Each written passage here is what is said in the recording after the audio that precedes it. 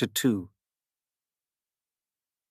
Kira entered the gloomy wood of thorns, just west of the fort, a forest so thick one could barely see through it.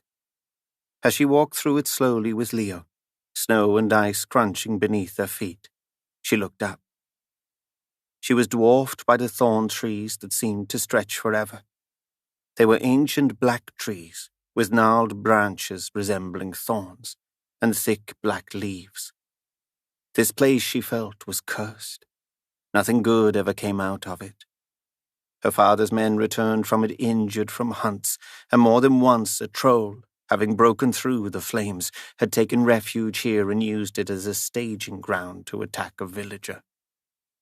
As Kira entered, immediately she felt a chill. It was darker in here, cooler, the air wetter, the smell of the thorn trees heavy in the air, smelling like decaying earth, and the mass of trees blotting out what remained of daylight. Kira, on guard, was furious at her older brothers. It was dangerous to venture here without the company of several warriors, especially at dusk. Every noise startled her. There came a distant cry of an animal, and she flinched, turning and looking for it. But the wood was dense, and she could not find it. Leo, though, snarled beside her, and suddenly bounced off after it. "Leo!" she called out. But he was already gone. She sighed, annoyed. It was always his way when an animal crossed. He would return, though, she knew, eventually. Kira continued on, alone now, the wood growing darker, struggling to follow her brother's trail, when she heard distant laughter. She snapped to attention, turning to the noise and weaving past thick trees until she spotted her brothers up ahead. Kira lingered back, keeping a good distance, not wanting to be spotted. She knew that if Aiden saw her, he would be embarrassed and would send her away. She would watch from the shadows, she decided, just making sure they did not get into trouble. It was better for Aiden not to be shamed, to feel like he was a man. A twig snapped beneath her feet, and Kira ducked, worried the sound would give her away. But her drunk older brothers were oblivious, already a good 30 yards ahead of her, walking quickly, the noise drowned out by their own laughter. She could see from Aiden's body language that he was tense, almost as if he were about to cry. He clutched his spear tightly, as if trying to prove himself a man. But it was an awkward grip on a spear too big, and he struggled under the weight of it. "Get up here," Braxton called out, turning to Aiden, who trailed a few feet behind. "What are you so afraid of?" Brandon said to him. "I'm not afraid," Aiden insisted. "Quiet," Brandon suddenly said, stopping, holding out a palm against Aiden's chest, his expression serious for the first time. Braxton stopped too, all of them tense. Kira took shelter behind a tree as she watched her brothers. They stood at the edge of a clearing, looking straight ahead as if they'd spotted something. She crept forward, on alert, trying to get a better look. And as she weaved between two large trees, she stopped, stunned, as she caught a glimpse of what they were seeing. There, standing alone in the clearing, rooting out acorns, was a boar. It was no ordinary boar. It was a monstrous black-horned boar, the largest boar she had ever seen, with long curled white tusks and 3 long, sharpened black horns, one protruding from its nose and 2 from its head. Nearly the size of a bear, it was a rare creature, famed for its viciousness and its lightning-quick speed. It was an animal widely feared, and one that no hunter wanted to meet. It was trouble. Kira, hair rising on her arms, wished Leo were here, yet was also grateful he was not, knowing he would bound off after it and unsure if he would win the confrontation. Kira stepped forward, slowly removing her bow from her shoulder, while instinctively reaching down to grab an arrow. She tried to calculate how far the boar was from the boys and how far away she was, and she knew this was not good. There were too many trees in the way for her to get a clean shot, and with an animal this size, there was no room for error. She doubted one arrow could even fell it. Kira noticed the flash of fear on her brothers' faces, then saw Brandon and Braxton quickly cover up their fright with a look of bravado, one she felt sure was fueled by drink. They both raised their spears and took several steps forward. Braxton saw Aidan rooted in place, and he turned, grabbed the small boy's shoulder and made him step forward too. "There's a chance to make a man of you," Braxton said.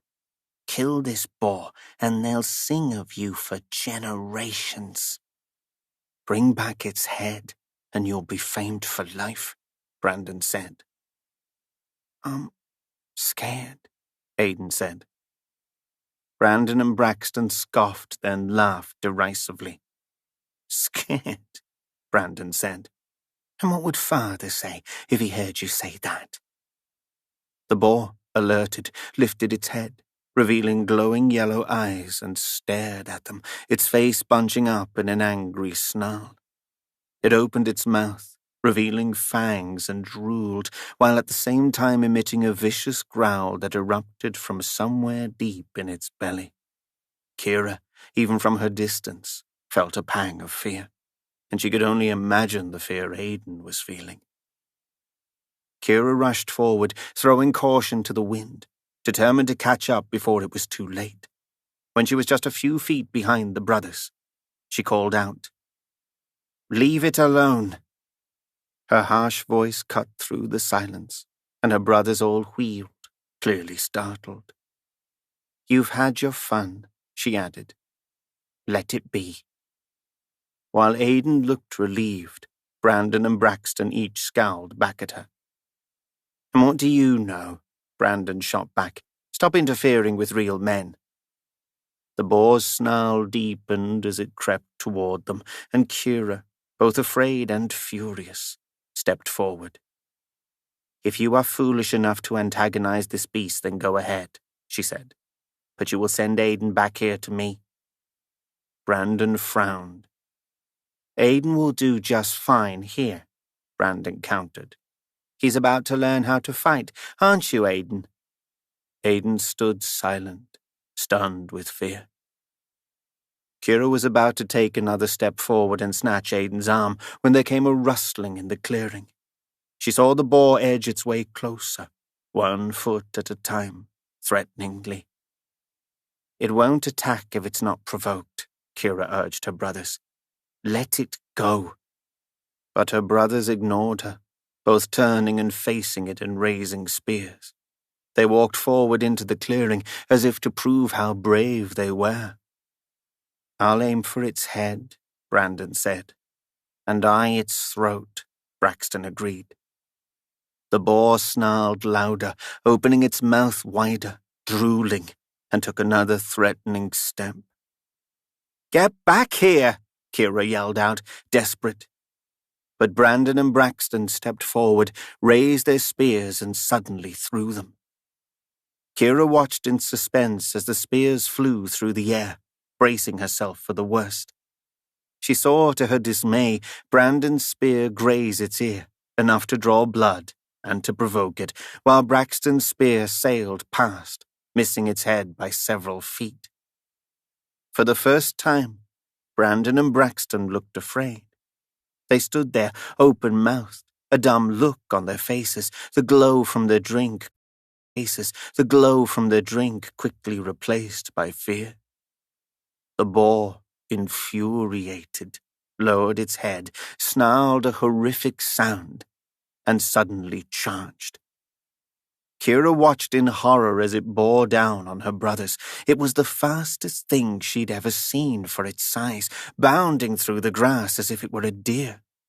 As it approached, Brandon and Braxton ran for their lives, darting away in opposite directions.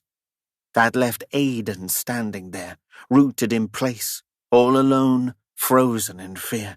His mouth agape, he loosened his grip and his spear fell from his hand, sideways to the ground. Kira knew it wouldn't make much difference. Aidan could not have defended himself if he tried. A grown man could not have, and the boar, as if sensing it, set its sights on Aidan, aiming right for him. Kira, heart slamming, burst into action, knowing she would only have one chance at this. Without thinking, she bounded forward, dodging between the trees, already holding her bow before her, knowing she had one shot and that it had to be perfect. It would be a hard shot, even if the boar weren't moving, in her state of panic, yet it would have to be a perfect shot if they were to survive this. "Aidan, get down!" she shouted. At first he did not move. Aidan blocked her way, preventing a clean shot, and as Kira raised her bow and ran forward, she realized that if Aidan did not move, her one shot would be lost. Stumbling through the wood, her feet slipping in the snow and damp earth, for a moment she felt all would be lost. "Aidan!" she shouted again, desperate. By some miracle, he listened this time, diving down to the earth at the last second and leaving the shot open for Kira. As the boar charged for Aidan, time suddenly slowed for Kira.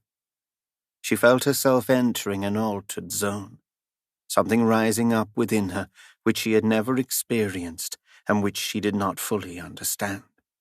The world narrowed and came into focus. She could hear the sound of her own heart beating, of her breathing, of the rustling of leaves, of a crow cawing high above. She felt more in tune with the universe than she ever had, as if she had entered some realm where she and the universe were one.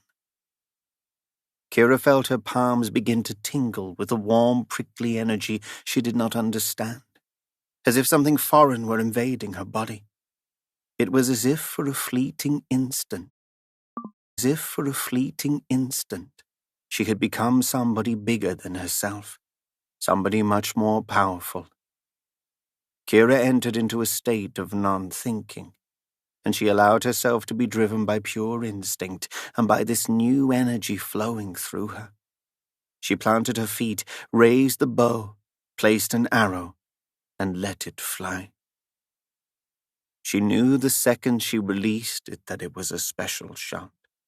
She did not need to watch the arrow sail to know it was going exactly where she wanted it to, in the beast's right eye. She shot with such force that it lodged itself nearly a foot before stopping. The beast suddenly grunted as its legs buckled out from under it, and it fell face first in the snow. It slid across what remained of the clearing, writhing, still alive until it reached Aidan. It finally came to a stop but a foot away from him, so close that, when it finally stopped, they were nearly touching. It twitched on the ground, and Kira, already with another arrow in her bow, stepped forward, stood over the boar, and put another arrow through the back of its skull. It finally stopped moving. Kira stood in the clearing, in the silence, her heart pounding, the tingling in her palms slowly receding, the energy fading, and she wondered what had just happened. Had she really taken that shot? She immediately remembered Aidan, and as she spun and grabbed him, he looked up to her as he might have to his mother, eyes filled with fear, but unharmed.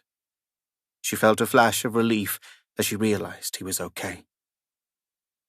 Kira turned and saw her two older brothers, each still lying in the clearing, staring up at her with shock and awe.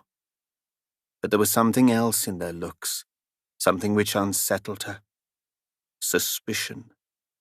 As if she were different from them, an outsider. It was a look Kira had seen before, rarely, but enough times to make her wonder at it herself. She turned and looked down at the dead beast, monstrous, huge, stiff at her feet, and she wondered how she, a 15-year-old girl, could have done this. It went beyond skill, she knew, beyond a lucky shot. There had always been something about her that was different from the others. She stood there, numb, wanting to move but unable. Because what had shaken her today was not this beast, she knew, but rather the way her brothers had looked at her. And she could not help wondering for the millionth time the question she had been afraid to confront her entire life. Who was she?